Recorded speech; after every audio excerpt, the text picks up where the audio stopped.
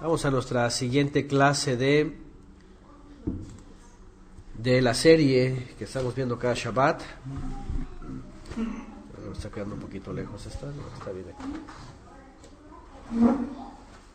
Bueno, ahora voy a tener dos pantallas, dos asistentes más.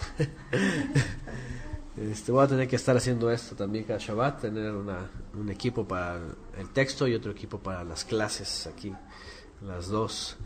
Bien, pues seguimos haciendo pruebas a través de YouTube y a través de Wisig, y igual en las grabaciones también, que se quede grabado este anuncio. Los que vayan a querer participar en las clases en vivo, tenemos nuestro canal en YouTube, Cielos Nuevos, en donde van a poder, en los horarios de las clases, tiempo del centro de México, viernes 7 de la noche y sábado 10 de la mañana, estar recibiendo las transmisiones a través de YouTube a partir de este Shabbat ya en adelante, y ya que algunos a través de Wisig no les ha podido ser posible porque no han podido crear su cuenta, porque se les hace difícil, porque está en inglés, porque no han podido conectarse, etcétera, etcétera.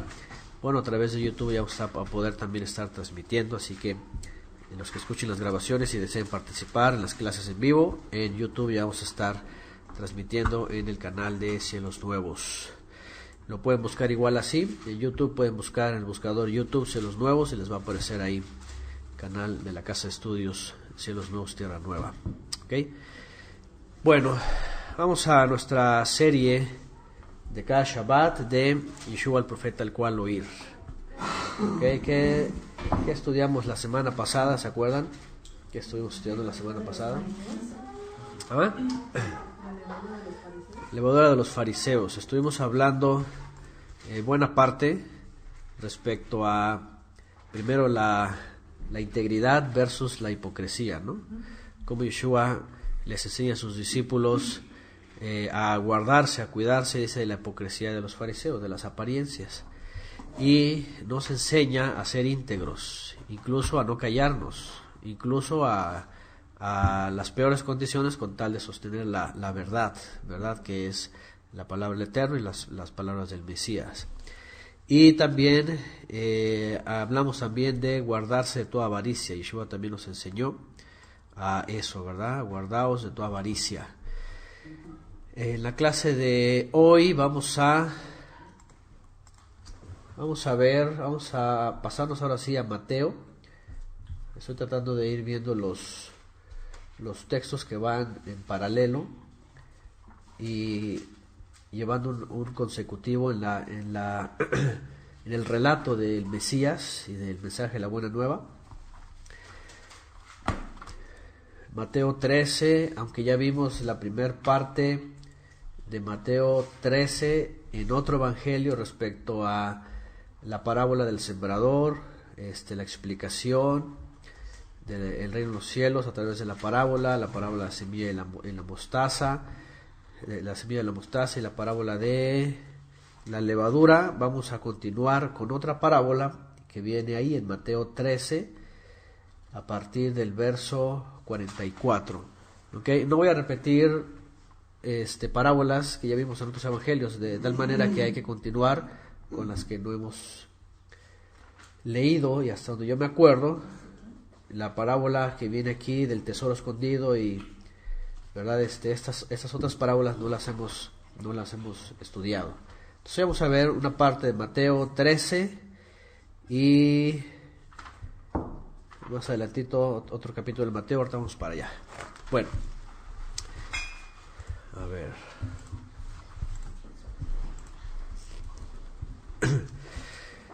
Bien, Mateo 13:44. Yeshua sigue hablando de las parábolas.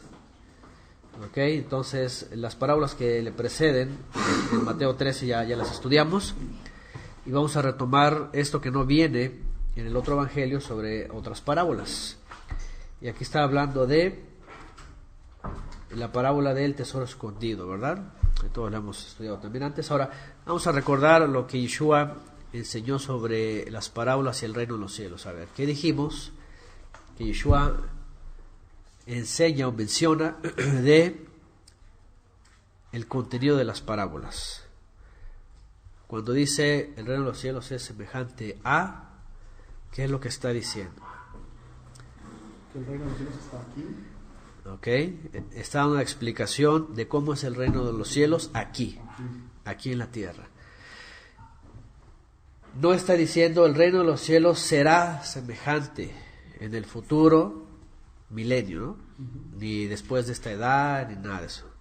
Siempre cuando usa las parábolas, está dando una explicación de cómo se va a desarrollar o cómo se estaba ya desarrollando el reino de los cielos aquí. De tal manera que vamos a recordar ahorita, aquí en la introducción, que cuando Yeshua dice el reino de los cielos se ha acercado, es porque el reino de los cielos se ha acercado. ¿Okay? Y lo acercó hace 2000 años. Entonces no podemos decir, no, el reino todavía no es rey, todavía no se tiene tu trono, que es para el futuro y todas esas cosas, ¿verdad? Esas ambigüedades en el movimiento efraimita, sionista, futurista, dispensacionalista, todo con Ista y con Ishtar, que lo mandan hacia el futuro, ¿no? Es decir, otra vez es contundente las palabras de Yeshua que dice, el reino de los cielos ya se acercó, está aquí, he aquí el reino de los cielos entre vosotros, y empieza a compararlo, ¿no? Capítulo 13 de Mateo, están preguntando por aquí, capítulo 13 de Mateo. Entonces el reino de los cielos ya está aquí y es semejante a. Bueno, ya vimos cómo es respecto al sembrador, incluso en la parábola que ya estudiamos, pero que le precede a esta que vamos a estudiar, también en Mateo viene esta parte de la explicación del sembrador, ¿no? Eso ya lo estudiamos, vamos a recordarlo solamente rápidamente como un preámbulo. Estudiamos esta parábola en otro evangelio en donde habla del sembrador, ¿se acuerdan? ¿Quién es el sembrador? Yeshua. ¿Cuál es su era? O su hectárea, o su ejido, o su tierra, o su jardín para sembrar. Toda la humanidad, que es toda la tierra. Cuando habla de toda la tierra ahí, acuérdense que hay dos palabras para tierra en griego, una es el planeta y otra es los habitantes que la habitan. Entonces, él dice, la tierra es el lugar donde se siembra a los habitantes. ¿Qué es la buena semilla? Es la palabra que él trajo hace esos 1000 años. También habla de la cizaña, ¿verdad? ¿Quién la siembra, la cizaña? El adversario, ¿verdad? Viene y siembra cizaña. Pero dice que después de que ocurre, y acuérdense que nosotros vemos que Yeshua asocia, sí, lo habíamos visto en Lucas, dice por acá, sí, lo habíamos visto en Lucas. Él asocia el tiempo del ciclo agrícola al evangelio, ¿no? Al reino de los cielos. ¿Y qué pasaba en Israel cada año? ¿Qué hacían esto? Cada año preparaban la tierra, ¿ok? Proféticamente hablando, ¿quién preparó la tierra para la buena siembra? Bueno, él, pero ¿a quién envió? No, a Juan Bautista. Así es, a Juan Bautista, aquí está en Sayerush, a Juan. Porque dice en Lucas que él iba a ser enviado. Dice, voz que clama en el desierto, preparad el camino, ¿verdad? Enderezad las sendas y todo esto, ¿no? Todo valle, dice, sea aplanado, toda montaña sea removida. Y dice, me va a ser Lucas, el Evangelio de Lucas, que él fue enviado para preparar un pueblo bien dispuesto, así dice. Bien dispuesto, ¿para qué? Pues para que cuando llegara el sembrador, entonces sembrara la semilla, que es la buena palabra, y la tierra, que somos las personas, pudiéramos recibirla. Y entonces Yeshua hace el análisis sobre los tipos de piedra, de tierra también, de terreno, Y al final dice que el sembrador se va y espera pacientemente a que crezca, ¿verdad? Pero dice que en la noche viene el enemigo y siembra cizaña. Los discípulos o los ayudantes, en este caso en la parábola del dueño de la era o del terreno, le dice: ¿quieres que quitemos la cizaña? Y él dice: no vaya a ser que arranquen el trigo también, ¿no? A la vez. Dice: déjenlo hasta que sea el tiempo de la siega. Y este tiempo de la siega, ¿cuánto lleva? 2000 años. Eso es obvio. Estamos viendo claramente en la parábola que ya estudiamos. Estamos recordando esto, ¿no? Para ir sobre las otras parábolas con lo mismo, porque finalmente hablan de lo mismo. Y pasan 2000 años hasta ahora, y vemos que toda la tierra, hablando de Eretz, el mundo ya está sembrado. Ya se ha sembrado y ya han crecido trigo y cizaña. Y la última etapa, ¿cuál es? La siega, la cosecha.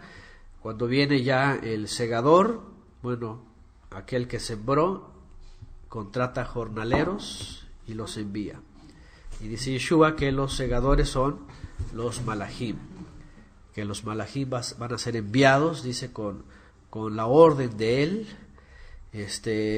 con la voz, dice el Evangelio, voz de jefe de ángeles, de arcángel, y entonces va a venir la cosecha, ¿no? Eso ya lo estudiamos en Lucas, y viene y es lo que le precede a Mateo 13, nada más para que algunos escuchen que ya estudiamos esto, no lo vamos a repetir así detalladamente. Pero después en Mateo 13:44 vuelve a decir otra parábola. ¿Y cuál es esta? Dice: el reino de los cielos, otra vez, es semejante a un tesoro escondido en el campo, que al encontrarlo un hombre, dice, lo vuelve a esconder y de alegría por ello va, vende todo lo que tiene y compra aquel campo. ¿Qué significa todo esto? Dejar atrás todas las doctrinas. Ok, hay una persona que tiene, bueno, vamos a decir que vive una vida regular, estándar, cree que tiene suficiente, o si no, está luchando por tener lo que él quiere tener, y en su vida regular de pronto sabe o entiende que hay algo más importante. En este caso dice, y también lo dice que lo encuentra en el campo, ¿no? Escondido. ¿Ok? Y eso pues obviamente también era parte de la cultura del primer siglo, ¿no? Porque para ellos el trabajo en el campo pues era algo regular, ¿no? Y lo asemeja a pensar y que va a su campo y bueno, está, no sé, recolectando, buscando algunas cosas, no está en terreno de él y de pronto se da cuenta que hay un tesoro ahí, algo valioso, ¿no? Ha encontrado una mina a lo mejor, ¿no?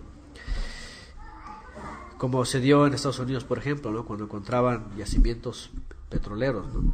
Y de pronto los terrenos donde vivía la gente así que era muy pobre, y los que sabían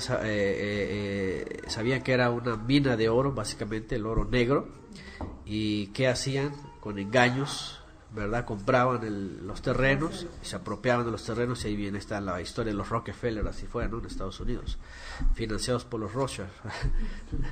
Entonces, dicen por acá, están experimentando mala transmisión en YouTube. Disculpen, a lo mejor es porque estoy usando señal Wi-Fi, hoy no estoy usando por cable, entonces espero que se regule.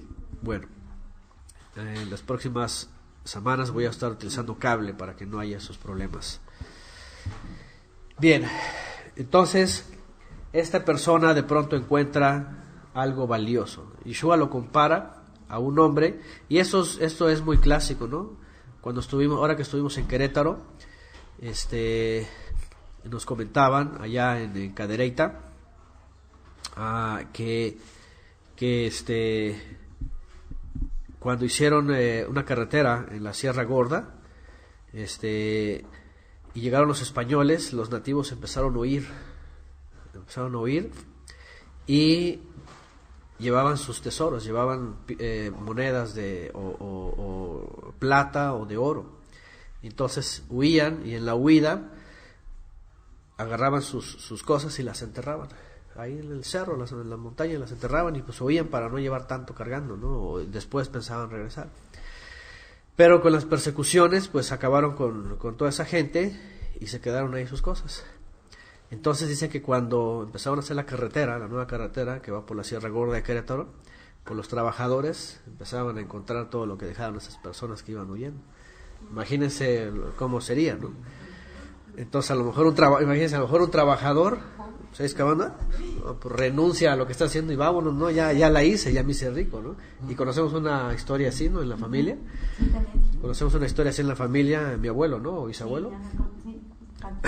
Entonces, de pronto así le ocurrió algo, y de noche a la mañana ya tenía una orfebrería, ¿cómo se llama? Donde trabajan los metales, ¿no? Y se hizo de su riqueza, imagínense. Yeshua pone este ejemplo porque es algo que todos conocemos. Siempre alguien se hizo rico así, porque encontró algo, ¿no?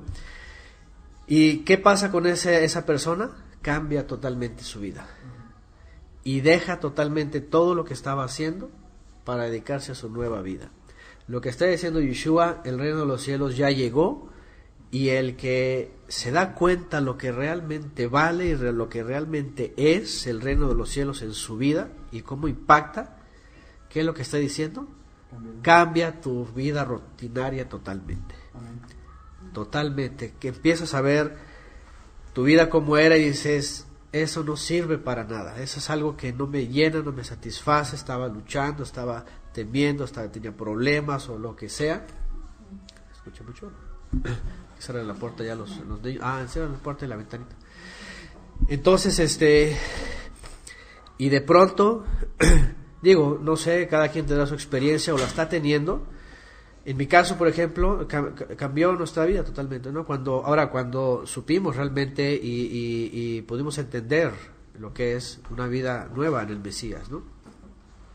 Y más cuando hablamos de una teshuvá completa, ¿no? Cuando hablamos de una teshuvá completa y vemos la vida nueva en el Mesías y en la Torah, definitivamente nuestra vida ya no viene a ser igual. ¿Por qué? Porque todo el mundo está en el domingo ahí haciendo su culto y nosotros entonces dejamos todo eso para venir a santificar el Shabbat. Todo el mundo está en las fiestas del catolicismo y el Eterno nos llama a dejar todo eso, a gozarnos en los días festivos, ¿no? En los días santos, proféticos y de esperanza también.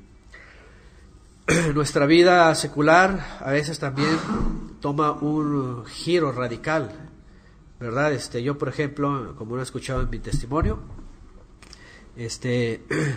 yo me proyectaba de pronto en una carrera de ciencias exactas y fui impactado, y entonces cambió totalmente mi vida y dije, no puede ser por ahí, ¿verdad? Y entonces yo vi y pensé que en el futuro pues mi vida no podría ser por ahí, ¿eh?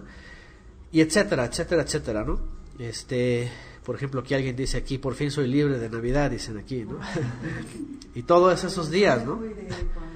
Sí, todo el calendario romano y sus fechas, realmente decimos, ¿qué es eso? Pues eso es, creíamos que eso era lo mejor, pero termina siendo realmente algo que es efímero, y además, peor todavía, pues pagano, ¿no? O sea, no agradable al Creador. Entonces, aquí Yerusha pone un texto, Proverbios 2:3. Si clamares a la inteligencia y a la prudencia, pone aquí, dieres tu voz. Si como a la plata la buscares y la escudriñares como a tesoros, entonces entenderás el temor del Eterno y hallarás el conocimiento del Todopoderoso. Ahí está un texto de Proverbios, justamente lo que está enseñando Yeshua. Bueno, y dice Yeshua entonces en Mateo 13:44 que el reino de los cielos es semejante a un tesoro. Yeshua lo compara a este tesoro que un hombre encuentra y dice, no puedo resistirme. Y dice, voy a dejar todo, voy a vender todo lo que tengo. Y aquí otra vez hablamos de lo mismo que hablamos ayer y la semana pasada, ¿verdad? De negarnos a nosotros mismos, ¿no? Mis ambiciones, mis proyectos se pueden ver y se tienen que ver incluso frustrados, por supuesto, si no coinciden con la palabra, ¿no? Porque definitivamente que hay otras cosas que el Padre nos ha dado y que al contrario las podemos fusionar. No quiere decir que dejemos todo, sino está hablándonos a que dejemos esas ambiciones que el mundo nos ha creado, que no van, como dijimos ayer, bajo la voluntad del Padre, ¿no? Por ejemplo, si mi ambición o lo que el mundo me ha enseñado es que tengo que estar, por ejemplo, el Shabbat todo el tiempo haciendo mercadería, negociando y todo eso, eso va en contra de la voluntad del Padre, por ejemplo. Y obviamente ahí sí tengo que ser cambiado radicalmente. Pero hay otras cosas que las vamos a fusionar y las vamos a poner al servicio del Padre. Pero definitivamente a la mayoría yo creo que nos ha impactado el mensaje del reino de los cielos, y de tal manera que hemos decidido, ¿no? Y ahí es donde Yeshua habla respecto a seguirle a él. El que no deja a, y pónganle todo el nombre que quieran, dice, no es digno de él. Así que para poder ser una persona con él, fusionarnos con él, entonces tenemos que saber el valor del reino de los cielos. Entonces sigue diciendo, un mercader, un tesoro escondido en el campo, que al encontrarlo un hombre vuelve a esconderlo y de alegría por ello va, vende todo lo que tiene y compra aquel campo. Bien.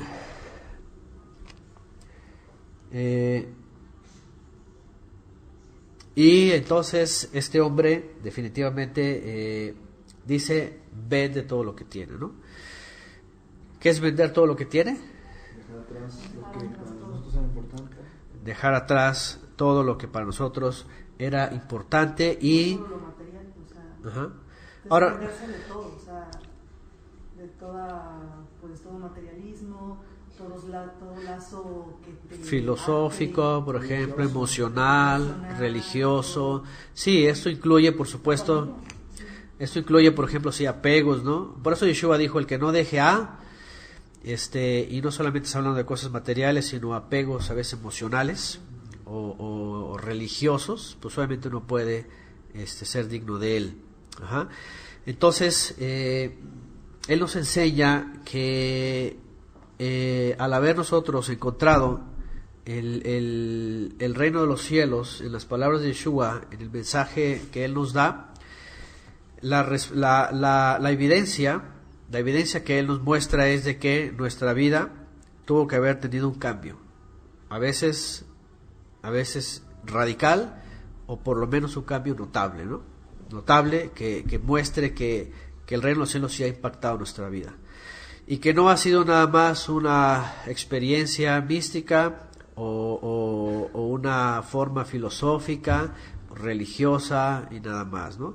Porque por otro lado existe el fanatismo, ajá, religioso, y cualquiera puede decir, no, yo lo dejé todo, por ejemplo, por irme al seminario, ¿no? Diocesano, ¿verdad? ¿No? Yo dejé todo como hay una propaganda que usan mucho aquí en Guadalajara, la he visto casi exclusivamente aquí en Guadalajara, algunos carros de un Jesús así griego, y dice, sígueme, y dice seminario diocesano de Guadalajara, algo así, una cosa así, ¿no? A ven y sígueme, ¿no? Entonces para ellos es dejar todo y meterse al seminario, ¿no? Y ya hacerse sacerdotes, y ya creen que eso es dejar todo, ¿no? Bueno, para los monjes budistas que están en Nepal, pues también.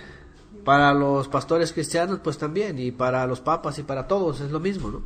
Pero aquí la pregunta sería más bien, ¿qué es lo que hay que dejar? Y más bien, ¿qué es lo que hay que seguir? ¿Y a dónde hay que pegarse, ¿no? Bueno, Yeshua está hablando no de un seminario o no de un título o de una religión o de algo, sino él está hablando de dejar justamente incluso todos esos comodidades o religiones o lo que sea, apegos, para entregarse por completo al Padre, ¿no? A entregarse al Padre y decir, aquí estamos, somos tus hijos, te vamos a servir, te vamos a honrar, te vamos a obedecer y vamos a obedecer las palabras del Mesías.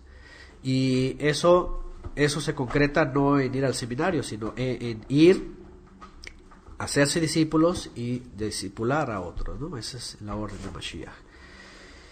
Bueno, esa es una, ahí está. Dejar todo, vender todo quiere decir, se desentendió de lo que poseía para poder adquirir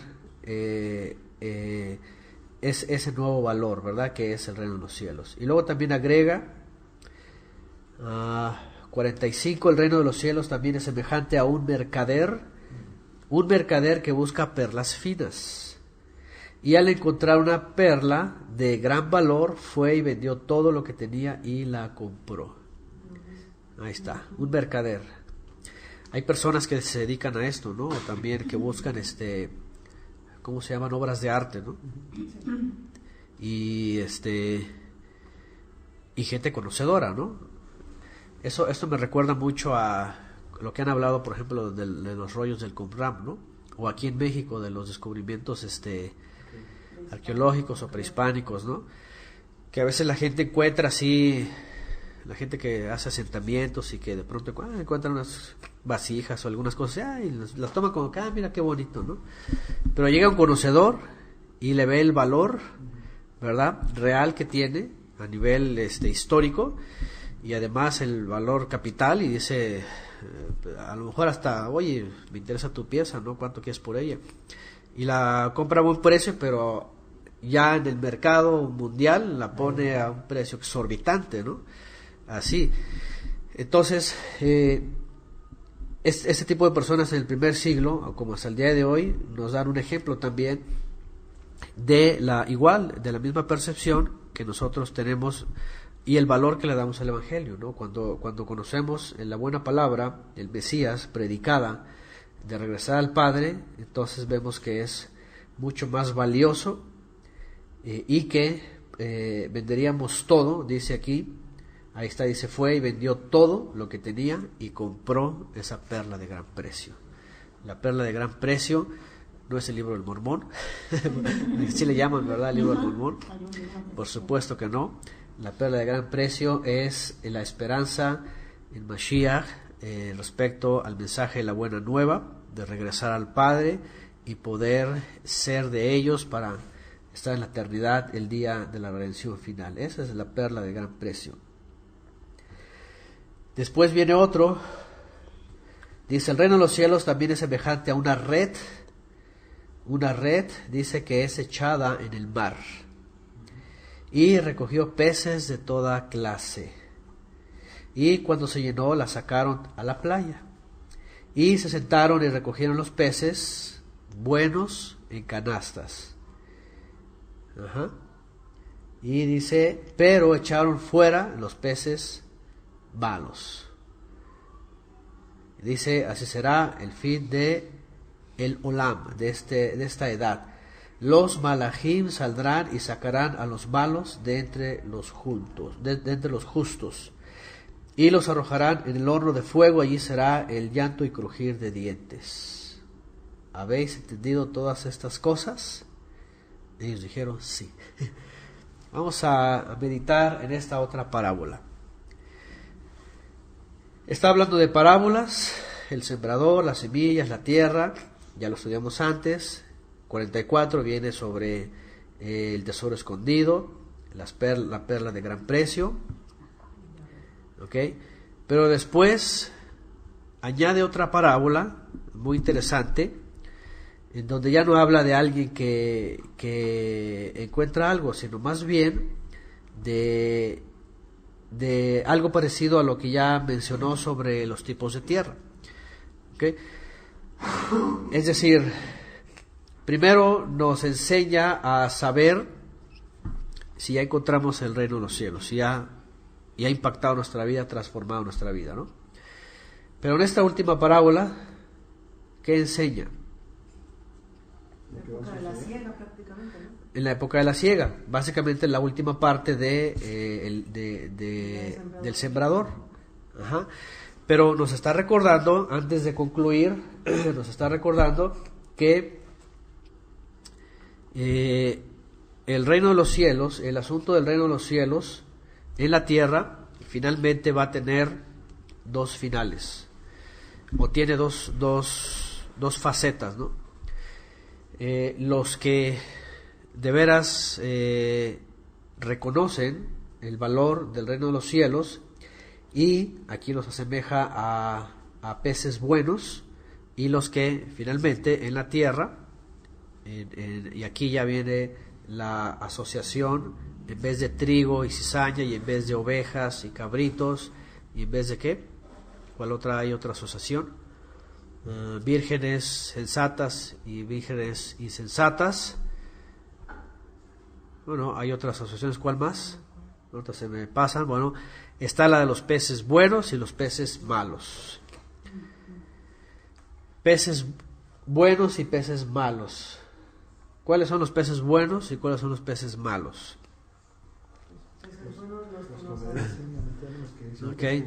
Cuando los israelitas lanzaban una red y jalaban y venían todos los peces, ajá, imagínense, viene un peje lagarto, ¿verdad? Y una piraña, y a lo mejor hay un cocodrilo se metió, no sé, y una lisa, un tiburón, ¿no? ¿Cómo se llama? ¿No? Bagre, una sierra, ¿verdad? Unos camarones por ahí metidos, unas langostas, todos así. Una mantarraya. Sí, así, ya somos como de tocho morocho, dice aquí Mónica. Así es. Entonces, aquí ya viene una parábola que ya tiene que ver más bien con la separación de los peces. ¿Quiénes son los peces buenos? Bueno, cuando lanzaban ellos en la red y la jalaban, por supuesto que elegían entre los peces, ¿no? Y si había peces que no eran kosher, por supuesto que no se los iban a comer por el mandamiento, y por supuesto que no los iban a comerciar tampoco, a comercializar, pues los separaban. Por supuesto separaban los malos y los apartaban. Ajá. Y los buenos, por supuesto que los recolectaban, ¿no? Y veían cuáles eran los peces buenos, ¿no? Eso podríamos entender rápidamente. Por otro lado, pues podríamos pensar, a ver, quisiera un análisis, ¿verdad? ¿Cuál está, aunque sean con escamas, cuál está mejor que el otro? No sabemos si era eso. Más bien, podrían ellos calificar entre todos cuáles eran los buenos para poderlos consumir. Y Yeshua está diciendo que el reino de los cielos es así también. Es decir, ¿quién es el pescador? Yeshua, que lanza la red, ¿verdad? Que es el mensaje de la buena nueva para atraer a almas, pero no todos los que escuchan el mensaje e incluso se acercan son merecedores finalmente de ser recolectados, o van a ser merecedores, sino quienes, todos aquellos, por supuesto que, como lo hemos estudiado anteriormente, ¿qué dice Yeshua? Hacen la voluntad del Padre que está en los cielos. No todo el que dice Señor, Señor, ¿verdad?, entrará en los cielos. Y toda una serie de versos que vemos en el Brit Hadashah que están relacionadas a aquellos que oyen la palabra del Eterno, vuelven a Él, haciendo un cambio radical en su vida para dejar todos los sistemas, llámese religioso, filosófico, materialista, capitalista, ambicioso, etcétera, etcétera, que no van en cuanto a la voluntad del Padre, y ser transformados para ser ahora del Padre, ¿verdad? Esos son los peces buenos, son los peces kasher, son los peces kasher o kosher, y que son buenos, que es igual a el trigo, el buen trigo, que es igual a las ovejas, que es igual a las vírgenes sensatas o prudentes, que es igual a los hijos de luz o los hijos del Altísimo, ¿no? La obediencia. Y dice, los sacan a la playa, se sientan, recogen los peces buenos en canastas. pero echan fuera los peces malos. Así será el fin. ¿Cómo vienen sus Biblias? Marcos 13:49. Así será el fin de...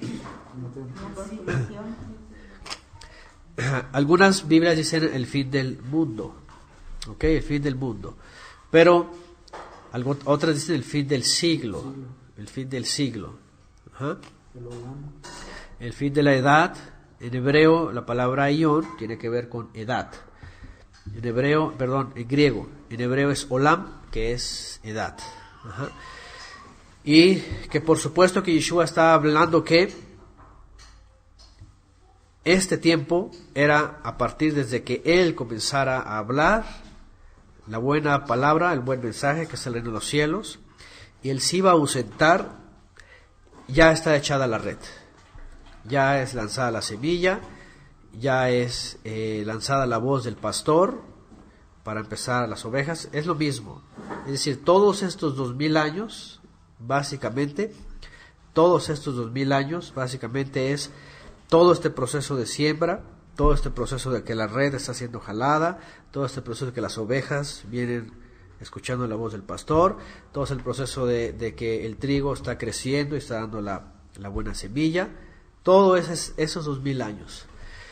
Otra vez, Yeshua deja en claro, totalmente claro, que el reino de los cielos comenzó desde que Él vino y está en acción desde que Él vino y no es para el futuro. Definitivamente que Yeshua jamás en las parábolas está diciendo que es algo para el futuro. Más bien, cuando Él regrese se va a completar, ¿no? Y dice, entonces, como dice de sus versiones, la edad, el fin de la era, el fin del olam, será el fin, dice en la versión de Sara, será el fin, dice por acá. En la Peshita, fin del mundo también, la Biblia de Jerusalén también. Pero, aunque va a haber un final de esta tierra, Yeshua está hablando del fin de la edad, y es cuando Él regrese. Y otra vez, ¿qué dice? Los malachim saldrán, y ¿qué dice? Sacarán los malos de entre los justos. Y aquí ya se refiere a las personas, ¿verdad? ¿Cómo vienen sus palabras? En sus versiones las palabras malo y justo. ¿Cómo vienen sus versiones? Malo y justo. ¿Viene una diferencia? Déjenme saber si viene una diferencia.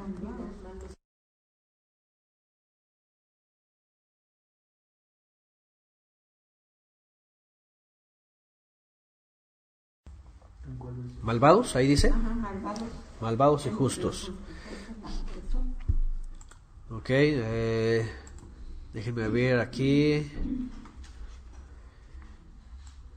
A ver, aquí nadie ha dicho nada. La versión de Guadalupe Sánchez, malos y justos. Okay. Bueno, ¿qué es lo que entendemos en castellano sobre eso? ¿Y qué es lo que podría estar diciendo Yeshua sobre esa expresión cuando habla? En hebreo, para referirse a alguien malo, es alguien, la palabra es Ra, por cierto, de la deidad egipcia esta, ¿no? En hebreo es la palabra Ra.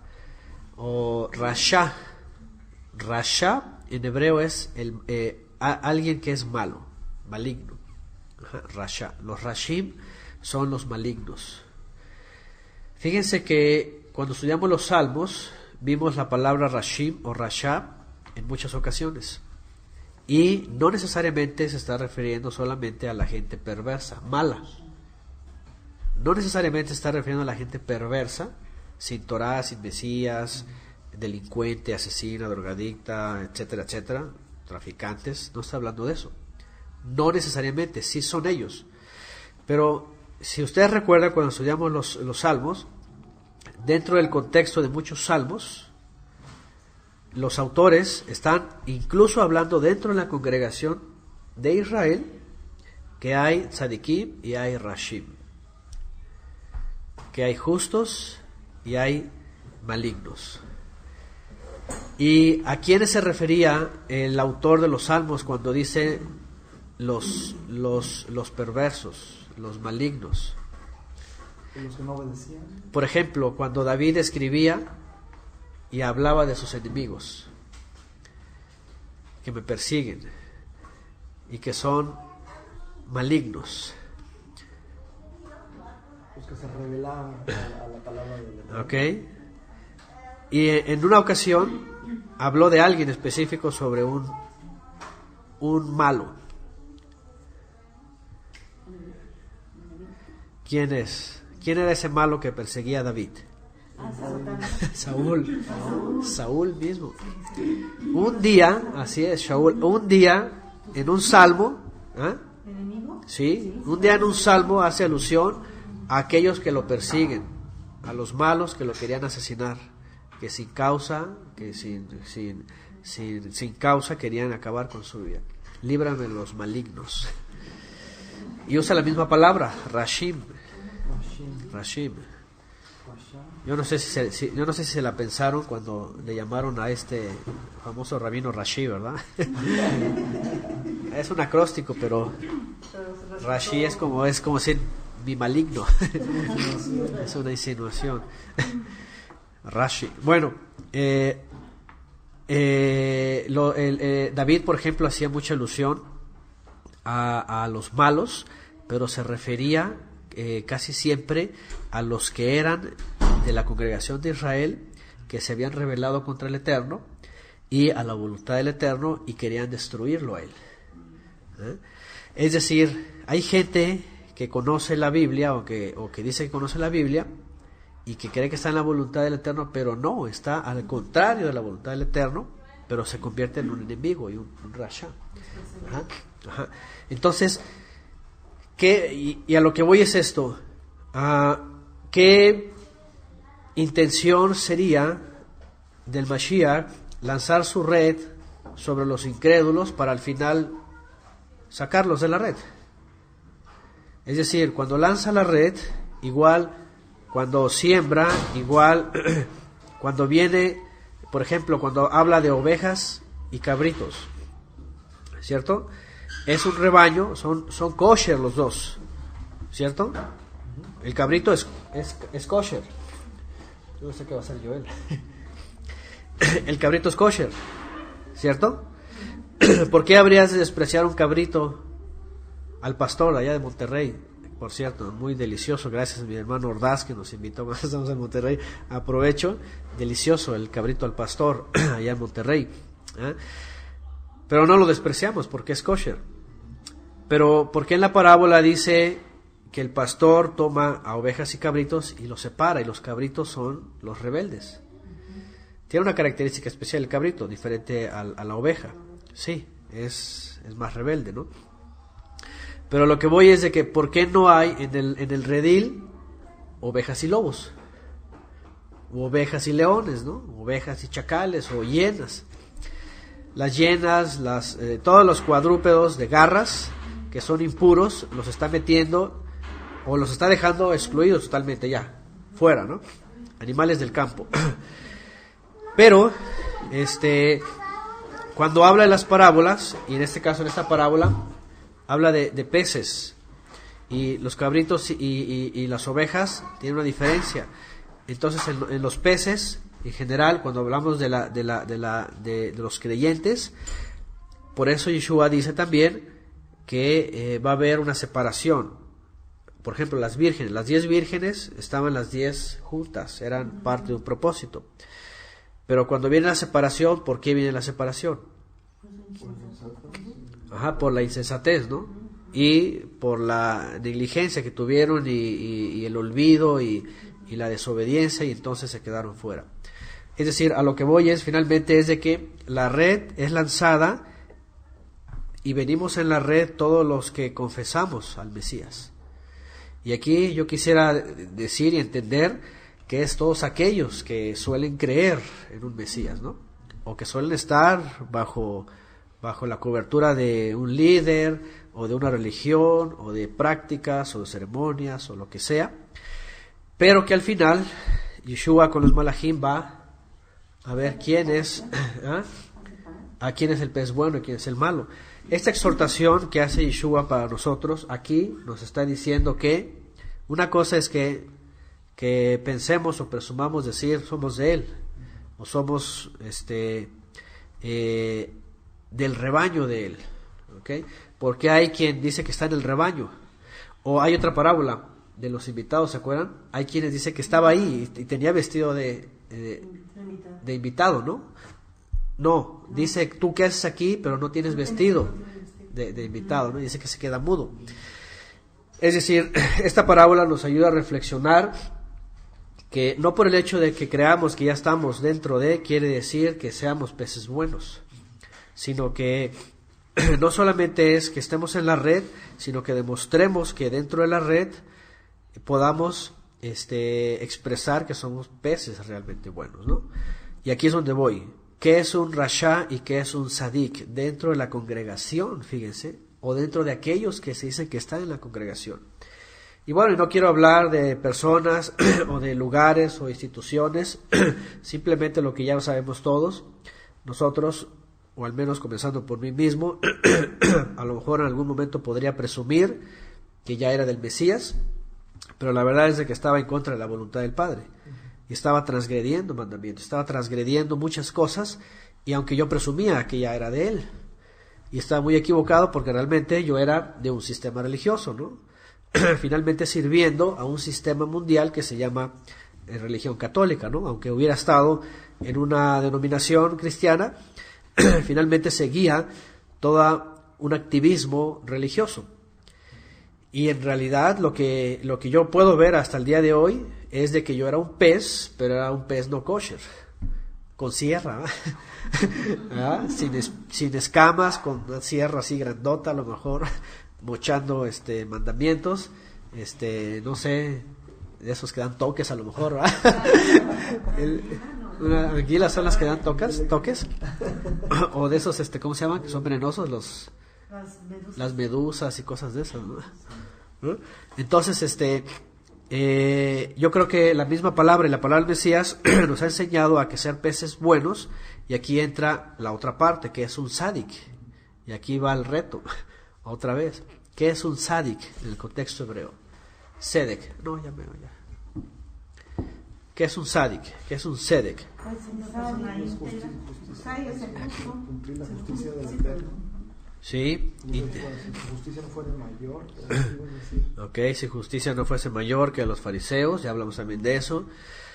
La palabra tzedek, que tiene que ver con justicia, tiene que ver con equidad, sí, tiene que ver con integridad, dijeron por acá Mónica, integridad, tiene que ver con coherencia, tiene que ver con, pues integridad yo creo que lo dice todo, ¿no? Integridad habla de coherencia. ¿Integridad de qué o a qué?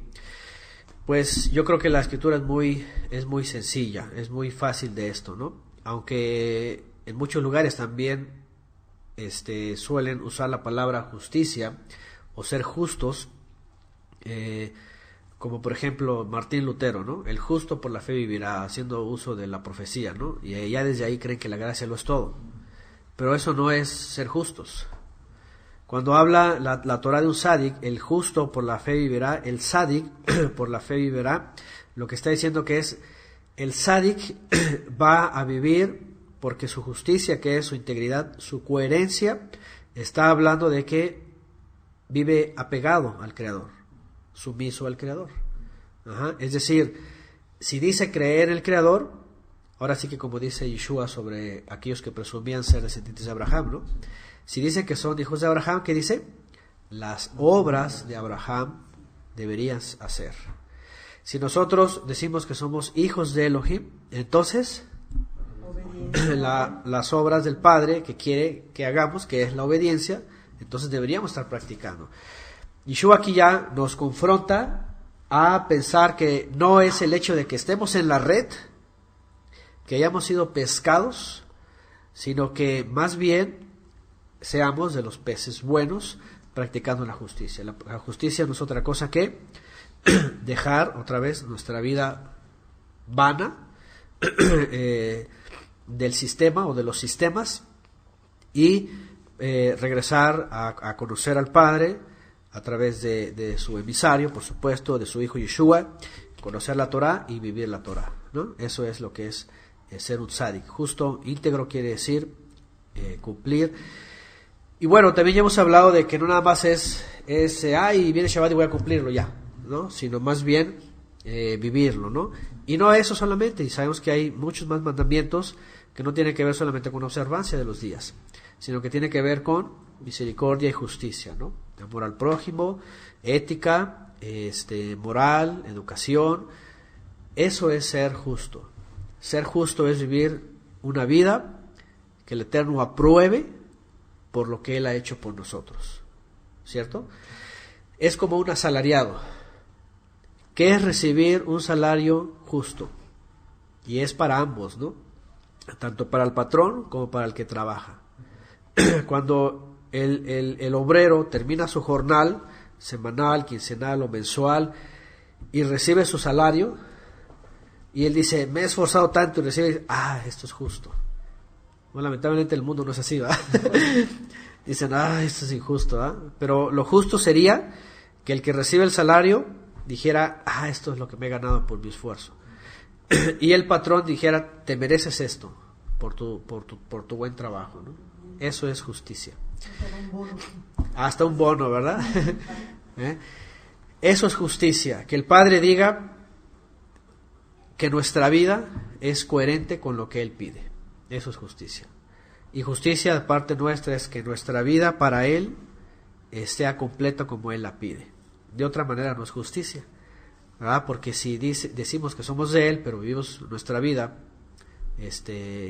como nosotros querramos, eso no es justicia. Entonces, no es solamente que estemos en la red para creer que ya estamos dentro de Él, sino demostrar que somos peces buenos, ¿no? Porque al final dice, así será el fin de la edad, los malachim saldrán y sacarán a los malos, a los malos de entre los justos, a los rashim los va a sacar, inicuos. Y ahora, la palabra en griego que usan para inicuo o para maligno, ¿cuál es? Dijimos, en griego, anomos. Así es, 458, si no me recuerdo el griego, o 5, creo que 558 por ahí. En griego es anomía, anomo. En la palabra que viene en aquel día muchos me dirán, Señor, Señor, y yo les diré, no los conozco, aparte de mí, hacedores de maldad. Ahí está, anomía, que tiene que ver sin Torah, sin instrucción, ¿no? Y muchos hoy día pueden presumir estar en la red del Mesías, pero lamentablemente su condición de iniquidad, de decir que no viven bajo la Torah, que la Torah ya está caducada, que ya no sirve para nada, que es pasado, que todo eso, que no hay necesidad, lamentablemente están posicionándose en el lugar de los peces Rashim, ¿verdad? Que es los malignos, que habla de la injusticia, habla de la iniquidad, de la transgresión. Sí. ¿En qué casos una persona que no guarda la Torah puede llegar a ser salvo como ejemplo? Ok. Por ejemplo, un pastor puede llegar, ya tiene más conocimiento, una persona que no llega a ser pastor puede, ¿cuáles son los parámetros para tu punto de vista? Ok, pregunta aquí Beniel, ¿en qué casos una persona que no guarda Torah y está dentro de un sistema religioso pudiese llegar a ser un pez bueno, ¿okay? un aprobado? ¿En qué casos? A ver, vamos a preguntarle aquí a todos. Pregunta Beniel.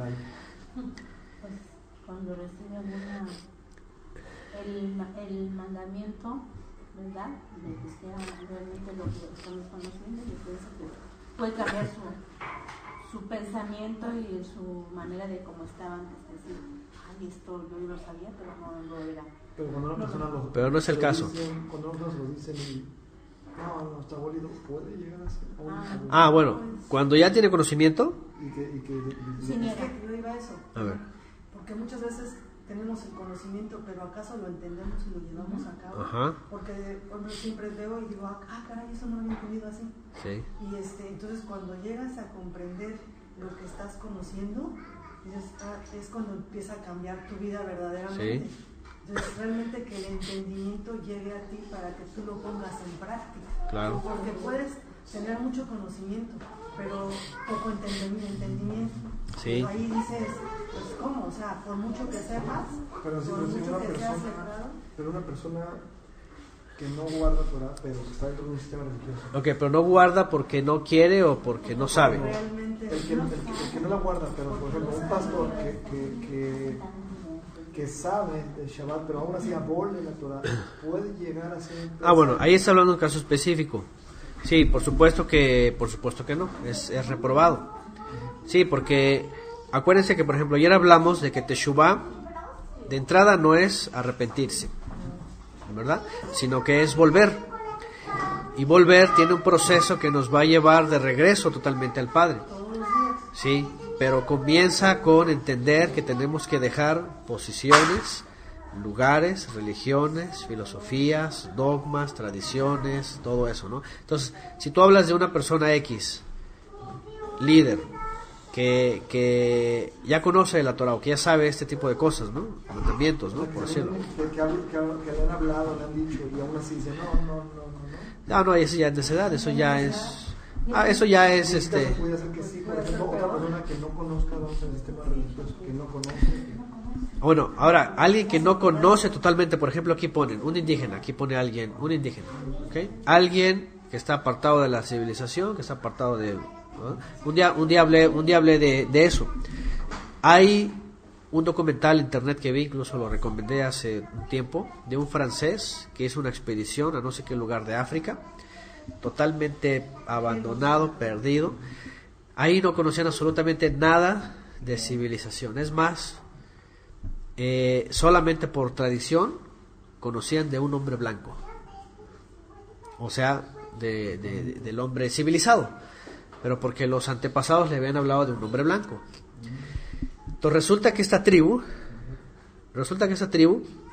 cuando llega este reportero, creo que era un reportero X, la persona que sea, y tiene el primer contacto con ellos, pues obviamente el que está haciendo la filmación dice, hay una tribu que queremos conocerla, vamos a interactuar, vamos a ver qué onda, ¿no? Viven así perdidísimos, ¿no? Y ellos se dan cuenta y se atemorizan. Y entonces huyen, entonces empieza a ver como un contacto así de cerca, empieza así, y hasta que finalmente se logran tocar, ¿no? Los indígenas así como que lo tocan y dicen, ay, tú eres el que nos habló antes, el hombre blanco, ¿no? Así como que el hombre civilizado, o yo qué sé, ¿no? Bueno, a lo que voy es de que cuando los civilizados llegan a conocer a los incivilizados, entre comillas, fíjense que lo primero que notan es de que tenían ellos un ritual, un culto a una deidad. ¿Okay? Ahí están, indígenas, totalmente aborígenes, fuera de la civilización, que como quiera, y solamente tenían unos trapos ahí, no tenían, y pintados por todos, pintarrojeados por todos lados, pero lo que les caracterizaba es que tenían una deidad. Quién sabe cuál sería, pero hacían cualquier cantidad de rituales, y a lo que vamos es de que lo primero que el hombre expresa en su vida es la búsqueda de un ser espiritual. Aquí la pregunta es si lo busca de corazón, si lo busca verdaderamente y busca al Creador, lo encuentra. Pero si no busca sino más que seguir lo que ya les enseñaron antes, pues van a traer su mismo ídolo y van a seguir eso. ¿Qué es a lo que iba? Es a que finalmente háblese desde el aborigen indígena que no ha conocido la civilización y que ni siquiera tiene a lo mejor una forma de escritura, puede llegar a encontrar al Eterno, simplemente como Abraham, que vivía en medio de religiones y de todo, y él dijo, no, tiene que haber un creador, y ahí se le manifestó. Como el civilizado que tiene una carrera, ¿verdad? Y que va y que conoce la Biblia y todo, y obviamente pues más fácil puede decir, hay un creador. Ajá. Pero tanto el incivilizado como el más civilizado finalmente pueden decir no hay creador. Y yo adoro un palo o yo creo el Big Bang. Por ejemplo, ¿no? Que es el caso de los más letrados, supuestamente. Ahí está hoy día el con el IQ más alto a nivel mundial, ¿cómo se llama? Hawkins, el astrofísico, que podemos decir, wow, este hombre piensa mucho, sabe mucho, pero ¿qué le sirve si no cree en el Creador? Entonces, a lo que voy yo es de que, más bien, yo creo que el Eterno al final de todas las cosas, a todos nos va a decir, sea por muy poco o por muy mucho, supimos que hay un Creador. Pero va a depender de que si le buscamos a Él o no le buscamos a Él, y nos quedamos con un palo o con un rito, es de que se nos va a juzgar. ¿En qué casos un cristiano puede ser salvo? ¿En qué casos? ¿Ya sabe que es eterno? Es un solo caso, escuchar el mensaje de Teshuvah como debe de ser, o sea, no religioso, sino volver al Padre en obediencia para creer en el Mesías y esperar en el Mesías. O sea, es un solo caso. Un cristiano como nosotros, ¿no? Que somos cristianos, pero cuando vimos la verdad, cambió nuestro pensamiento. Sí, porque así podemos hablar de un católico, ¿no? Por ejemplo, hay muy buenos católicos, así insignes, ¿no? Y hasta dadivosos, filantrópicos, que dicen, yo no le hago daño a nadie, yo me porto muy bien y todo, y aquí y allá, ¿no? Pero, por ejemplo, tienen ahí a su imagen y pueden ser muy fieles a la misa y todo eso, y ya eso, ¿qué te está diciendo? Bueno, todo su buen ser en realidad es porque tiene una devoción, etcétera, ¿no? Entonces hay muchos, más bien, ¿en qué casos no se puede llegar? Y hay muchos casos, ¿no? Que es finalmente la falta, como dice Mónica, la falta del verdadero entendimiento del Creador, ¿no? Porque hay quienes conocen ciertamente toda la Biblia, pero no han entendido bien el mensaje de redención, ¿no? Por ejemplo, ¿no? Entonces, y vuelvo a lo mismo, ¿no? Aquí están todos los peces en la misma red. Estamos siendo todos jalados en la misma red. El asunto es al final cómo se van a separar unos de otros, ¿no? Yo, por ejemplo, yo sí podría, en mi punto de vista, tener la seguridad de que si yo me hubiera quedado como religioso, por ejemplo, en un sistema activista, metido, haciendo, la voluntad de los hombres, yo hubiera sido al final reprobado, ¿no? Porque pues, yo me vi a mí mismo sirviendo solamente a los hombres, al activismo de los hombres, en un tiempo, ¿no? Pero el Eterno me hizo ver, y los que han escuchado mi testimonio ya supieron cómo, en dónde estaba metido. Fíjense, y eso que me pasó en el río, curiosamente en el agua, estaba yo como un pez así revoloteando, ¿no? En medio de agua turbia. Pero eso no quiere decir que estaba seguro, ¿no? Entonces, ¿qué es lo que hace el Eterno? Que me enseña que yo estaba en agua turbia, contaminada, con tierra, y me saca. Y básicamente todos los que están en una religión están en esa posición, ¿no? Pues la Escritura nos dice eso. Ya lo vimos la semana pasada cuando Yeshua. Ahora, cuando hablamos de religiones, de denominaciones, de grupos y todo esto, la semana pasada hablamos de que Yeshua, cuando hace una insinuación de los fariseos, que era una secta judía del primer siglo, esta nos pone como ejemplo las que pueden ser hoy día lo mismo, ¿ok? A lo mejor sin túnicas, a lo mejor sin sinagoga, pero finalmente es lo mismo, ¿ok? ¿Por qué? Porque tienen líderes humanos, tienen estructuras, ritos, dogmas, interpretaciones, calendarios, días, etcétera. Todo es fariseísmo. Así que, y es por eso que en el caso de la palabra cristiano, a mí regularmente cuando me llegan a preguntar eso, bueno, es que entonces, ¿eres cristiano o no eres cristiano? Me dicen. ¿Verdad?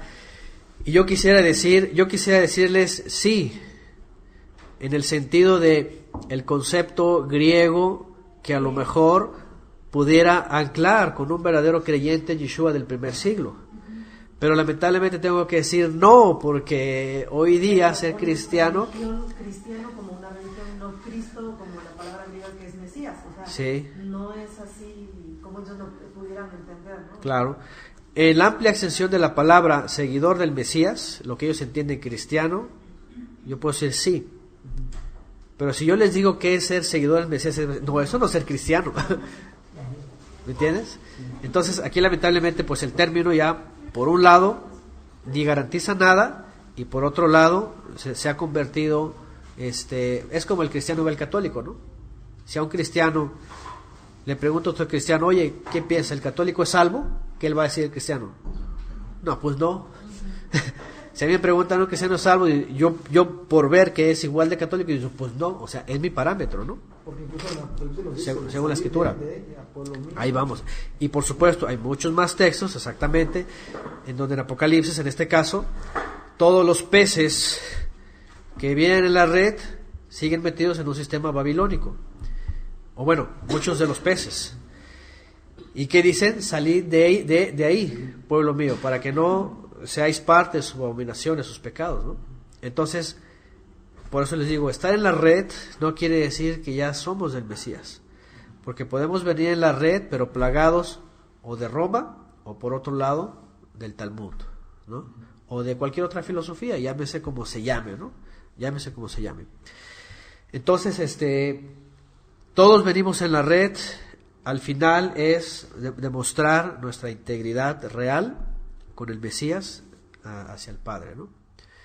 Y de ahí en más, hemos hablado, por ejemplo, porque hay gente que me dice, y sí, por ejemplo, hay casos, en el caso, por ejemplo, de los que presumen perfecta observancia en la Torah, ¿no?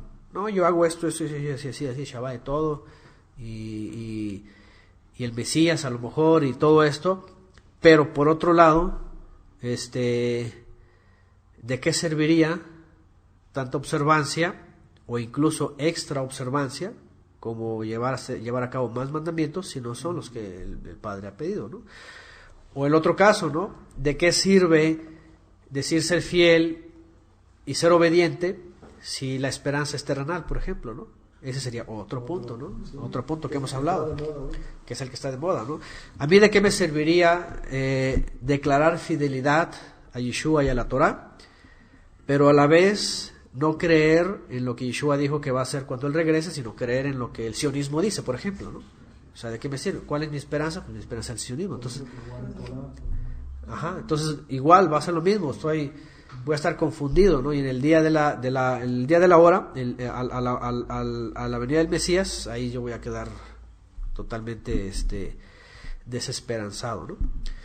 Entonces, sí, ciertamente hay muchas cosas que el día de hoy el creyente estamos rodeados, por supuesto, comenzando con la diferencia entre arrepentimiento y teshuvah, y terminando con pues la esperanza, ¿no? La esperanza que tenemos en Mashiach. Y bueno, hay muchos más textos, por supuesto, que nos enseñan también a poder ir determinando lo que Yeshua nos enseña respecto a la justicia, que estamos hablando ahorita de esto. Ya se restableció la comunicación, ya, perfecto, continuamos. Entonces, bueno, estamos hablando preguntaba Beniel, ¿verdad?, sobre, y bueno, y es que son tantas cosas, y no las podíamos ahorita resumir.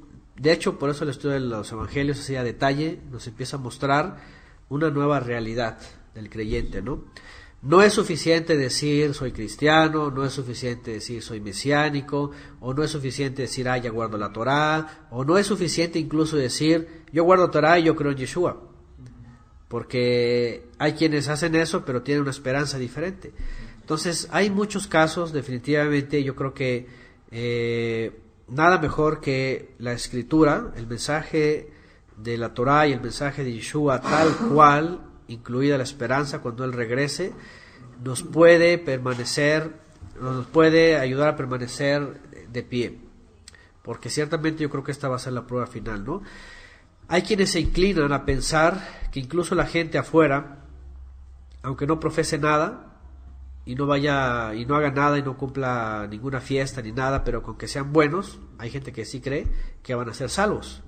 Bueno, eso yo no lo puedo asegurar, ¿verdad? Puede ser una creencia, pero en la escritura no hay absolutamente nada que diga eso.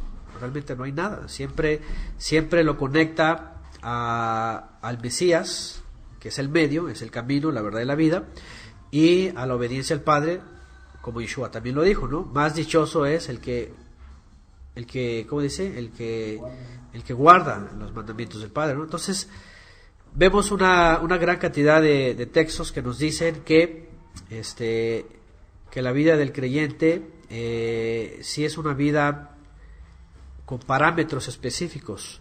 Por eso también Yeshua habla de la permanencia, habla de la obediencia, habla de la fidelidad, y en Apocalipsis vemos que los parámetros nos van a ¿cómo se dice? Los parámetros de la Escritura nos van a ayudar a permanecer, a que nuestro nombre esté inscrito en el libro de la vida, que no sea borrado. Ajá. De hecho, así dice, el que persevere hasta el fin, dice, no borraré su nombre del libro de la vida. ¿Qué quiere decir eso? Cuando dice persevere, entonces ahí están los parámetros que hay que seguir, ¿no? Y bueno, obviamente para más amplitud de esto está a detalle todo el mensaje de la buena nueva, ¿no? Bueno, por ejemplo, los Rivera aquí cita 1 Juan 3:4, todo el que comete pecado, por ejemplo, infringe la Torá, y ahí haces infractor de todo, ¿no? Por eso es un claro ejemplo, ¿no? de la transgresión, etcétera. Por eso mucha gente se rehúsa finalmente a creer en la Biblia, porque dicen, no, eso es religión, ellos creen. Dice, yo mejor me porto bien, yo no le hago daño a nadie y estoy bien con Diosito, dicen así. Mucha gente así dice. Pero bueno, ya eso lo va a juzgar el Eterno, ¿no? Por ahora, lo que sí nos compete a nosotros es lo que vamos aprendiendo para irlo haciendo. Incluso me ha tocado gente más loca todavía, que cree, por ejemplo, que cuidando perros, porque un perro te cruza un río. Bueno, esas cosas raras ya las hemos visto también, ¿no? Todavía peor de locura. Sí, que el perro lo va a cruzar el río. Hay un dicho que, no sé, en los pueblos, cosas esas raras. Puede que el río Bravo, pero... El río Bravo. Pero nada más. Bueno, etcétera. Ahí está Apocalipsis 22:14, por ejemplo, dichosos los que guardan sus ropas, lavan sus ropas o guardan sus mandamientos, para tener derecho al árbol de la vida y para entrar por las puertas. Así es, son los parámetros que nos dice la Escritura. Y agregando a esto lo que estudiamos ayer en Shabbat, cuando entendemos que hay un origen de la caída, ¿verdad?, de toda la humanidad. Aquí no estamos hablando de que yo me porto bien y ya no. Es decir, cualquiera que si yo me porto bien y no le hago daño a nadie, es como mucha presunción, ¿ok? Ahora sí que por obras, pero la Escritura dice no es por obras. Entonces, pero aquí el punto es, cuando toda la humanidad conoce que hay un principio y qué pasó ahí, entonces va a entender qué es hacer teshuvá y es a dónde hay que volver. No se trata nada más, me porto bien, o no digo ninguna grosería o mala palabra, o voy a misa todos los domingos, o voy a la iglesia, o soy fiel en mi diezmo, no se trata de eso. Aquí el punto es conocer el origen de la caída para saber a dónde tenemos que regresar. Y ahí ya creo que se acaban todos, por ejemplo, los planteamientos, ¿no? Que algunos, ¿no? Oye, es que, bueno, yo no puedo guardar esos, pero a lo mejor soy bueno, ¿no? O ayudo a los pobres, ¿no? O yo nunca he matado, no he robado, pero tienen que ser por ejemplo, ¿no? De listas, de otro tipo de transgresiones, ¿no? Yo no he matado, yo no he robado, yo no he hecho así, pero hay otras transgresiones, ¿no? O muchos religiosos que dicen que por tener, por ejemplo, orfanatos, ¿no? O lugares de esos, ¿cómo se llaman? Asilos de ancianos y esos, ya creen que van a recibir la corona de la vida, ¿no? Esas son otras cosas, ¿no? Para nada, por supuesto, no tiene que ver eso. Eso más bien es un fruto de la obediencia, ¿no? La justicia. Ajá. Bueno, vamos a la siguiente parte, Mateo entonces 13, sigue diciendo, al final, los peces, los malos serán, ahora dice, y los arrojarán al horno de fuego. Yeshua hace alusión al horno de fuego, a la Gehenna en griego, o al valle de los hijos de Geinón, que es la destrucción. Fíjense, cuando acabe este Olam, cuando acabe esta edad, Yeshua regrese y envíe a sus malajim a tomar el trigo, o a las ovejas, o a los buenos peces, o las 5 vírgenes sensatas puedan entrar también en la boda, ¿qué va a pasar con los que no? ¿Qué va a pasar con los que no? Aquí en la parábola dice, van a ser lanzados al horno de fuego. Ahí será el lloro y crujir de dientes. ¿Qué es ser lanzados al horno de fuego? Ajá, la destrucción final, ¿verdad? Hemos visto que Yeshua hace alusión a un día del castigo, en donde va a ser lanzado el dragón, que es Satanás, la bestia, que es el sistema político mundial, por decirlo, el falso profeta, que es la cabeza de las religiones mundiales, y finalmente a toda la gente dice que hace iniquidad, también es otra palabra, ¿no? ¿Qué es iniquidad? Transgresión a la Torah, otra vez, transgresión a lo que desde el principio existió.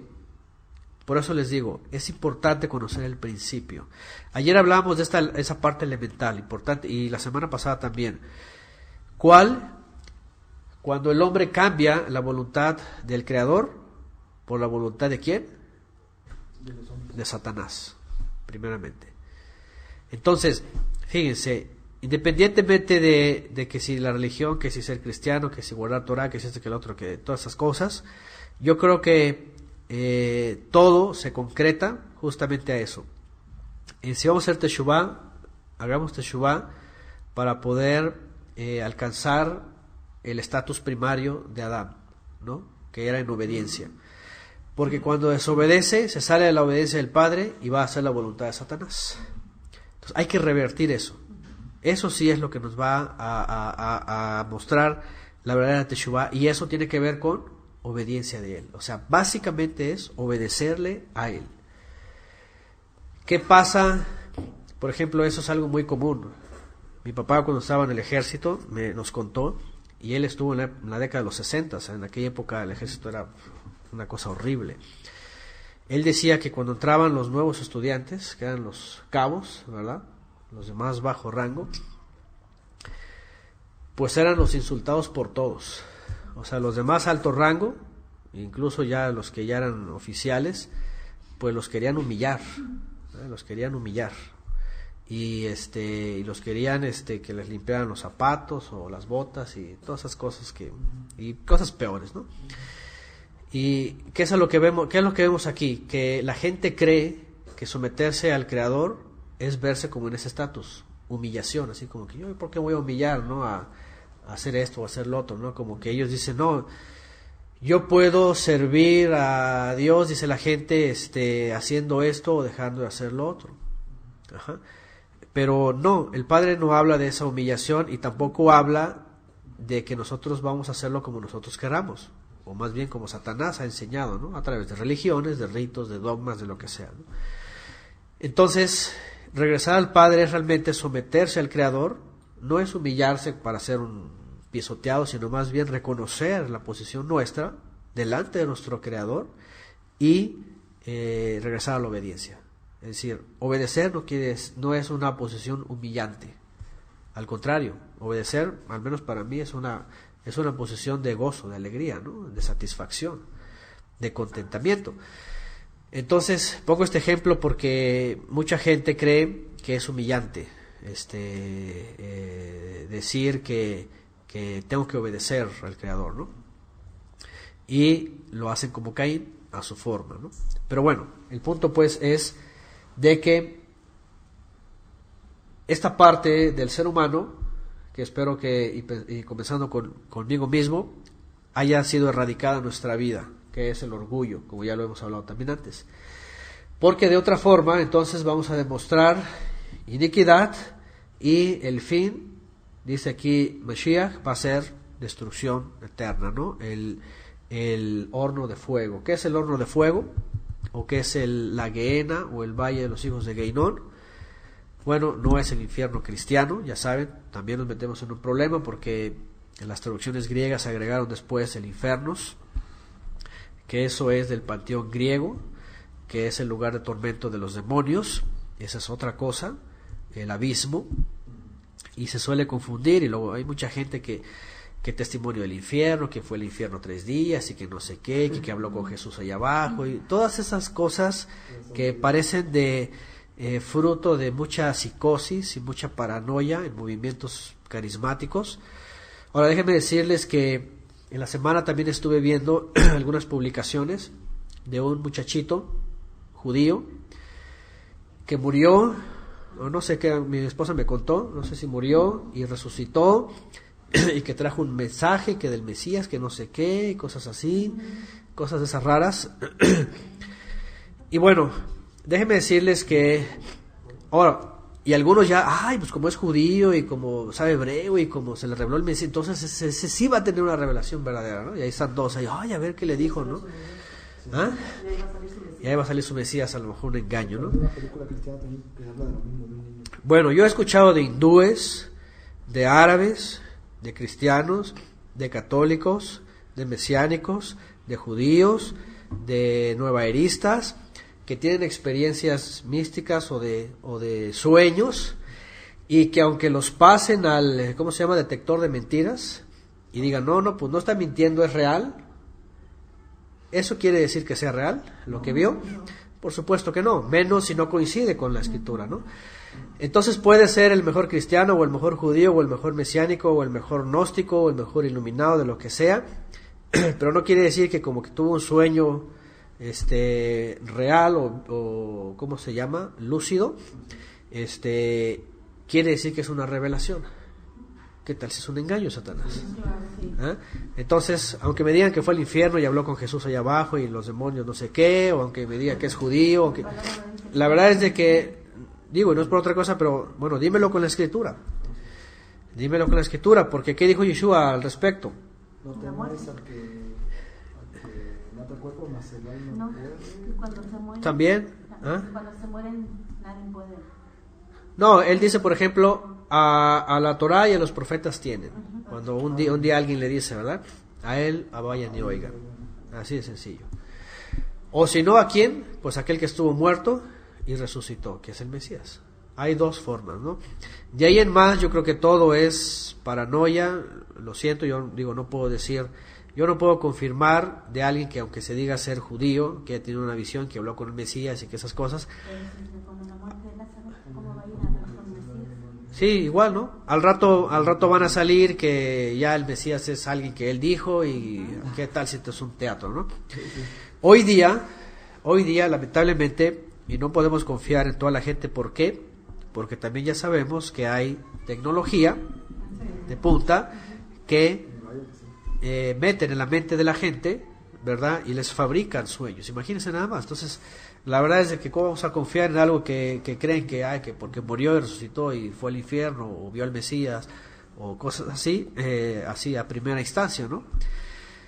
Hay que corroborarlo en la escritura.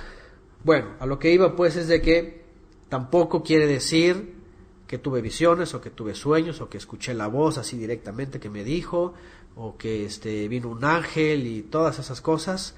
No necesariamente que, pues igual Joseph Smith, ¿no? Cuando que dice que vio un ángel, ¿no? Y le entregó el libro del Mormón así en tablas de oro y cosas de esas.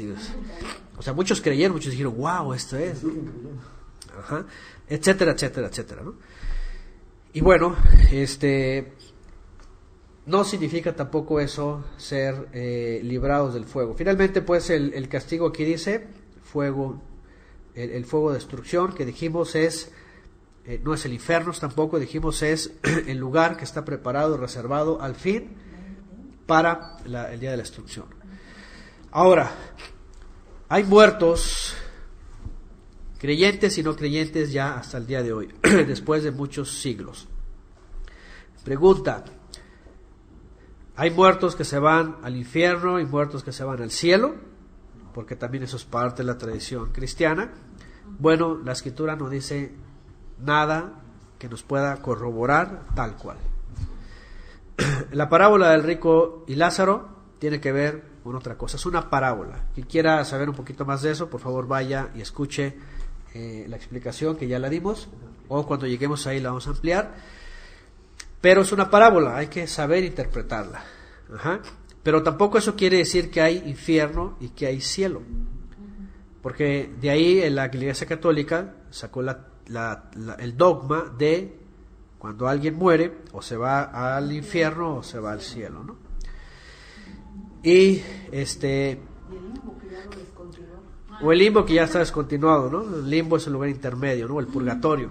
El limbo, creo que el purgatorio era para los grandes. Y el limbo es para los bebés que morían sin ser bautizados. ¿Ok? Y el invento del purgatorio, por supuesto, ¿no? Sin pagar su bautismo.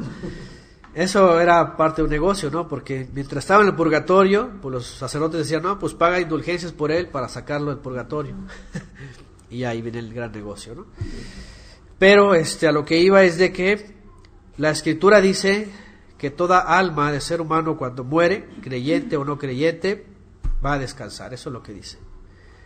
Y que cuando venga el Mesías, si es de él lo va a levantar de los muertos. Fíjense nada más.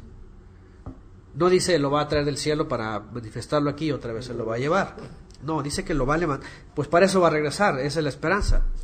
Porque si no hubiera resurrección, pues entonces ¿para qué esperamos? ¿No? Nos morimos y nos vamos directamente con él. Y ya para qué vienes también.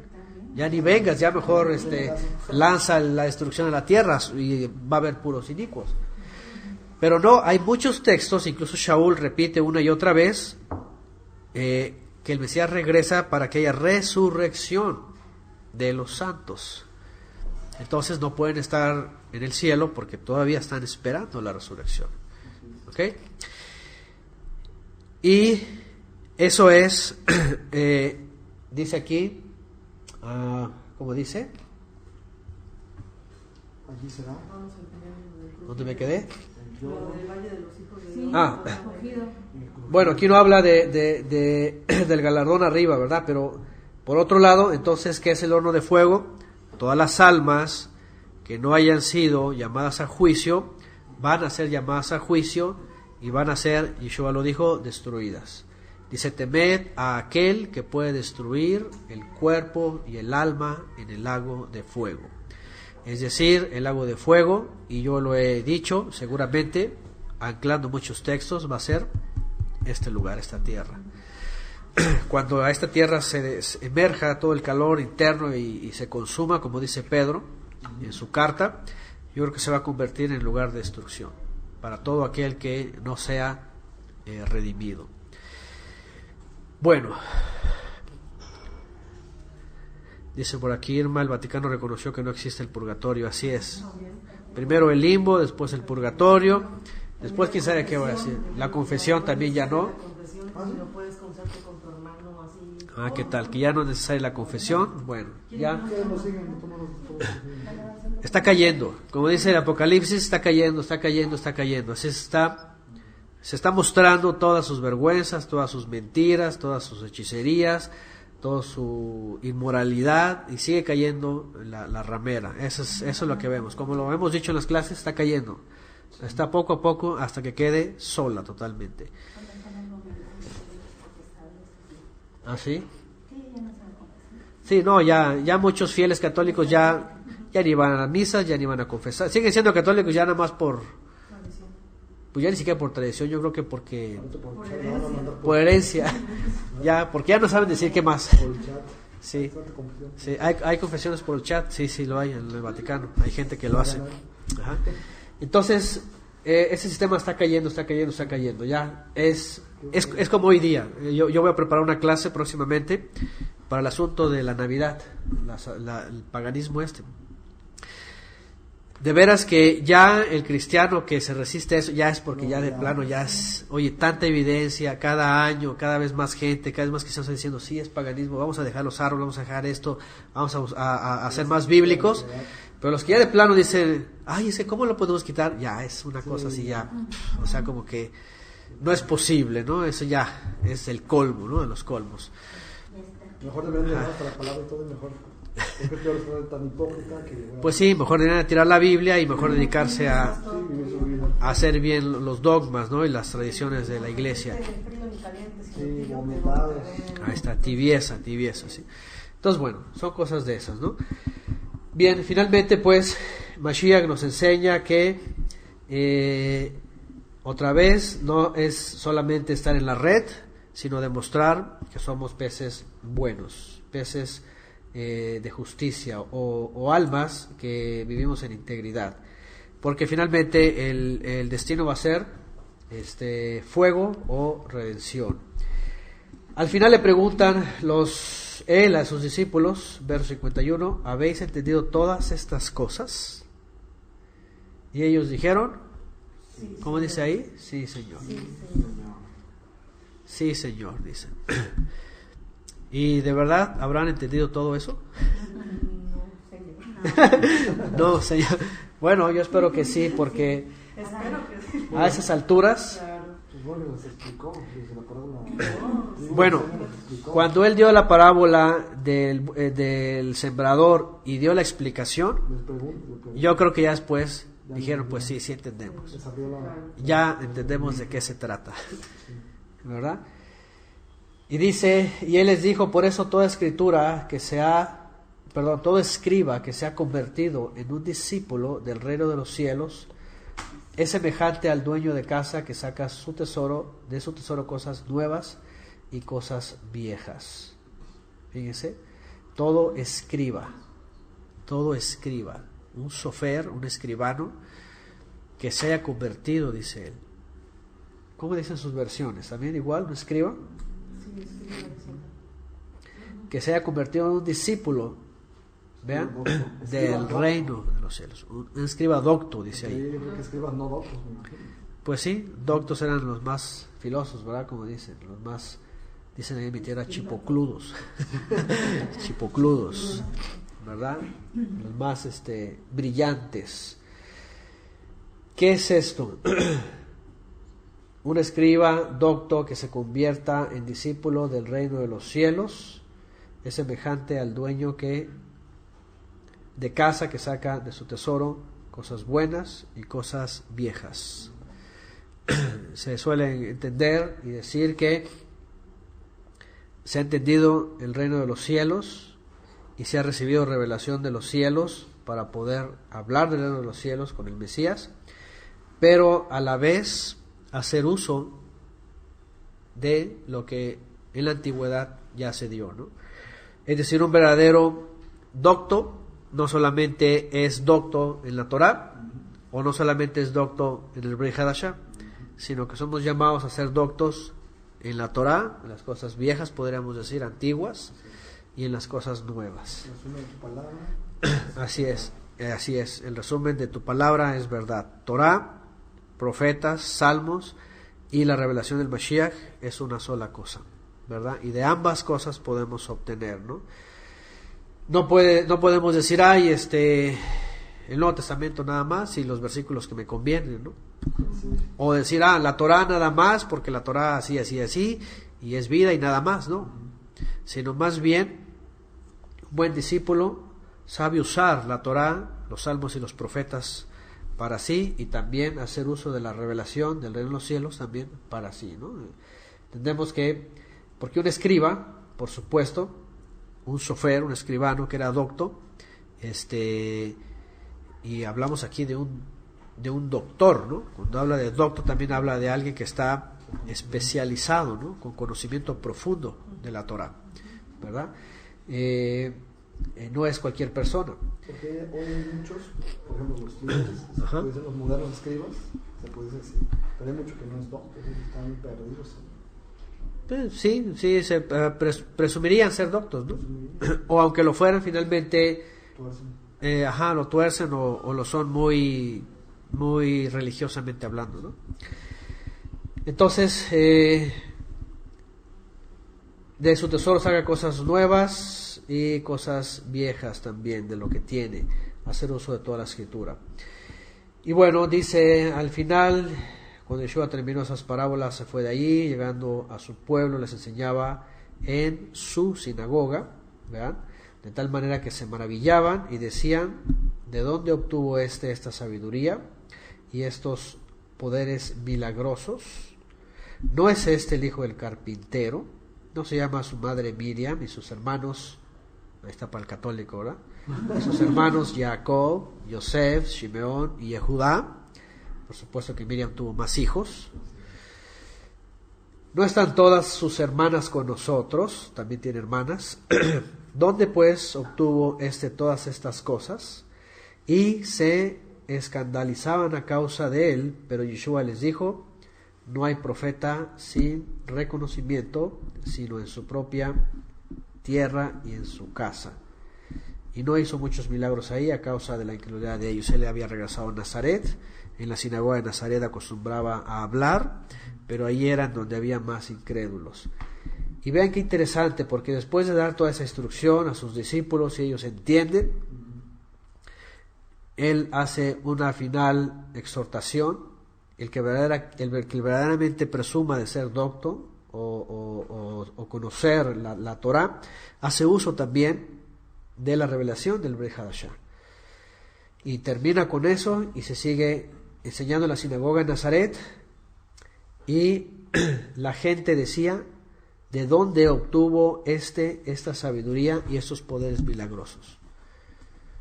Yeshua esto lo menciona como, o lo refiere como incredulidad. ¿De dónde? Ya después de tanto tiempo, ahora sí que como él decía, después de tanto tiempo, todavía no saben quién era él. Fíjense nomás, ¿de dónde obtuvo él tanta sabiduría y tantos poderes milagrosos? En vez de que dijeran ellos, en vez de que dijeran: el Padre le ha dado toda esa sabiduría y todos sus poderes milagrosos. Pero lo cuestionaban: ¿no es este el hijo del carpintero? Esas expresiones Yeshua las está tomando como incrédulas. ¿No es este el hijo del carpintero? ¿Qué no es este el hijo de un carpintero? Ahí conocemos. Como diciendo: ¿qué no es este cualquier persona? ¿Cómo va a venir a enseñarnos el hijo de un carpintero? Ajá. ¿Cómo va a venir a enseñarnos el hijo del carpintero? ¿No es este el hijo del carpintero? Sus hermanos y su madre y sus hermanos no están aquí. Se escandalizaban, dice esta versión, se escandalizaban. ¿Cómo dice ahí? 13:57. Se escandalizaban. Y Yeshua no le quedó decir más que: no hay profeta, y el famoso texto, ¿verdad? No hay profeta sin reconocimiento que en su propia tierra y en su propia casa. Y así sucede. Y así sucede, se escandalizan de uno, ¿verdad? Y se escandalizan de uno. Porque dicen: ¿qué te ha pasado a ti? ¿Verdad? ¿Ahora qué traes? ¿Ahora de qué fumaste? ¿Ahora de cuál fumaste? Dicen aquí en México, ¿verdad? ¿De cuál te echaste? Pensaban que lo había instruido, ¿no? Como buen conocedor. Ajá. Entonces, esas son expresiones de incredulidad. ¿Qué no es este el hijo del carpintero? ¿Qué no son sus hermanos? ¿Qué rabino le había enseñado? Ajá. Pero todos esos cuestionamientos eran de incredulidad y eran de ver todavía a Yeshua, el Mesías del Eterno, el enviado del Eterno, pues como un hombre nada más. Y aunque se maravillaban de la sabiduría, decían: ¿y dónde recibió esto? ¿No? ¿Y qué yeshiva? Así es, ¿en casa de Gilel o en casa de Shammai? ¿Verdad? Pero no, la verdad es de que a esas alturas, es más, ya lo hemos visto, ¿qué decían sus talmidim? Porque una cosa eran sus talmidim, otros eran la gente que le seguía y se agolpaba, y otros eran los judíos, en el sentido de los religiosos, porque todos eran israelitas. Ajá. ¿Qué decían sus discípulos? ¿Quién dice que la gente y quién dicen ustedes que soy yo? Tú eres el Mesías de Elohim, el Hijo del Todopoderoso Altísimo. Los discípulos ya no tenían duda. Ellos no decían: ¿qué no es este el hijo del carpintero? No, ellos decían: este es el enviado del Eterno, el profeta del cual Moisés habló, y pues que viene de los cielos. No hay duda, ¿verdad? Y que es enviado de él. Y es por eso que cuando estas personas ahí en Nazaret cuestionaban esto y se interrogaban así como que con incredulidad, por eso Yeshua dijo esto, ¿verdad? No hay profeta sin honra, sino en su propia tierra y en su propia casa. ¿Qué pasó? Ya hemos leído y vamos a volver a leer más adelante. ¿Qué pasó con los ayes? Ya los leímos también. Contra las ciudades impenitentes, ¿verdad? Dice así, incluida Capernaum, ¿verdad? Y todos sus lugares alrededor de Nazaret, ¿no? Nazaret estaba ahí la sinagoga cerca también. ¿Qué dijo él? Pues que habían sido incrédulas, que iba a ser más tolerable el castigo a ciudades inicuas, así pecaminosas, que a esas mismas ciudades donde estuvo el Mesías, ¿no? La luz verdadera. Entonces, sí, por aquí están diciendo que la palabra que se traduce, sí, regularmente la traducen como carpintero. Ajá. La palabra en arameo que se encontró hace alusión a alfarero. A alfarero. Ajá. De hecho, hay otra versión que para no meterse en problemas ponen artesano. Un artesano. ¿Ah? No sé, creo que viene como alfarero.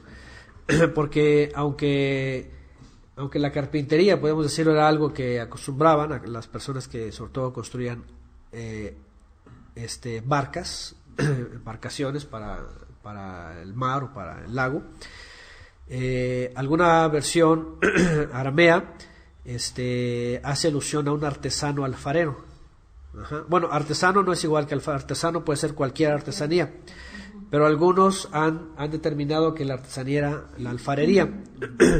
Tampoco es algo seguro, solamente creen que era alfarero por el asunto de el profeta cuando dice que somos como vasos de barro, que los rompe y los vuelve a hacer, porque tampoco en ninguna versión hace alusión exacta de que era un alfarero. Entonces, por eso les digo, alguna versión finalmente dice, bueno, era un artesano, ya cada quien ponga el oficio.